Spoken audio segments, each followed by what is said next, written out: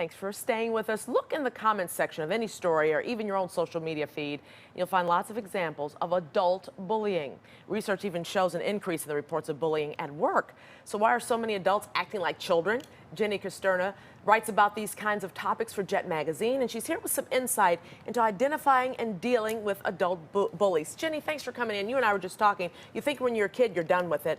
But when you grow up, it's there as well. It's almost like it never ends to some degree. And it's Why? unfortunate because some people don't grow up. And a lot of times what happens when we say you haven't grown up, that means you haven't dealt with your baggage. Right. And so hence we see the same thing in adults that we expect to see, unfortunately, in younger folks, you know, grammar school, teenagers. But when you're 30 and 40, you've outgrown those behaviors. So it's unfortunate that it's increasing even more now. Now, when you say baggage, what do you mean baggage by baggage? Well, that's a great question. So what happens a lot is as we grow up, we have these experiences, these faulty thoughts, these pains, these hurts, these disappointments.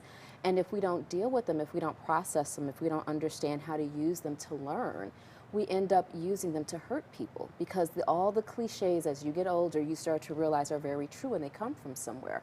Hurt people hurt people. And so a lot of times when we see adult bullying, we're seeing the parts of that individual who have been hurt, and that hurt has sat for so long, it's turned into anger. Well, that's their defense mechanism. That's how they keep people away from their own hurt. And so this is how you can tell when someone is dealing with an unresolved issue. They go around and they push everyone else's buttons. And when you see it in plain, daylight, it's really unfortunate because the person who's doing it is oftentimes completely unaware. How do we recognize it, especially in the workplace? How can we say, oh, that's adult bullying, and how do we deal with it?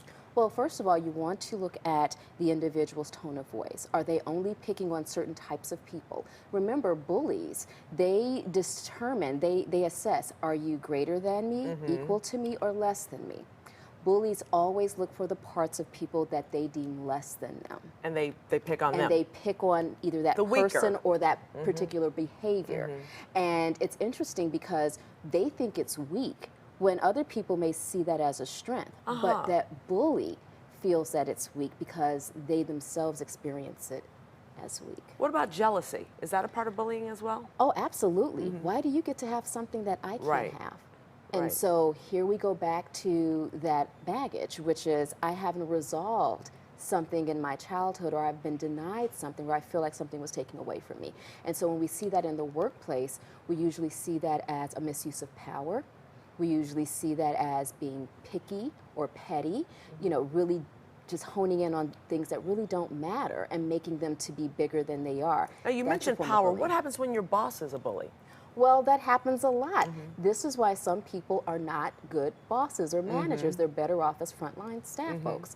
And what happens then is you have to, as an employee, identify what is it that they see in you that they consider a weakness. So who do you go to, though? That's your boss. I mean, how do you deal with that? Well, here's the thing about life, and some people may disagree with me, but I'm going to stand by this on this square, and I'm not moving. You have to learn how to stand up for yourself, and that looks different for different people, and there's a number of ways to do that. And so you basically build your toolbox of self-respect, of boundaries, and being able to tell somebody to knock it off. And hope you don't lose your job. And hope you don't lose your job, that's right. That's why you got to build up your toolbox. About social media, though, too. We see that on a daily, because people feel they can hide behind that. You don't see the face, you don't see who it is, there's anonymity there. Right. So how do you deal with that? I mean, you can't fight back. How do you deal with it if you're the victim? That's a great question because it's something that's ever evolving. And the first thing that I tell people to do is block it.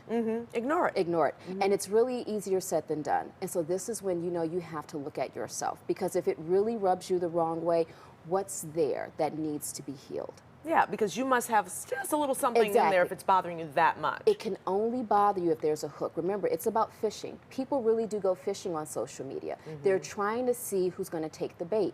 And if you take the bait, there's something on the end of that hook that resonates with you. And they'll keep going and going and going and picking at it. That's right. So you can protect yourself easily You can, on social absolutely. media. You block that person, you ignore, you don't reply to it. It's just one of those things where it's like, well, that's that person. So you have to understand what belongs in your bag of crap, if you will, because we all have it, and what belongs to someone else. Because once you know what belongs to you, it's easier to ignore what doesn't. The main thing is basically to hopefully you and the other people can deal with this at a younger age so that when you get to this level, you can recognize it, you can deal with it, and nip it in the bud. Absolutely. There's that saying that it's easier to build a child than to repair an adult.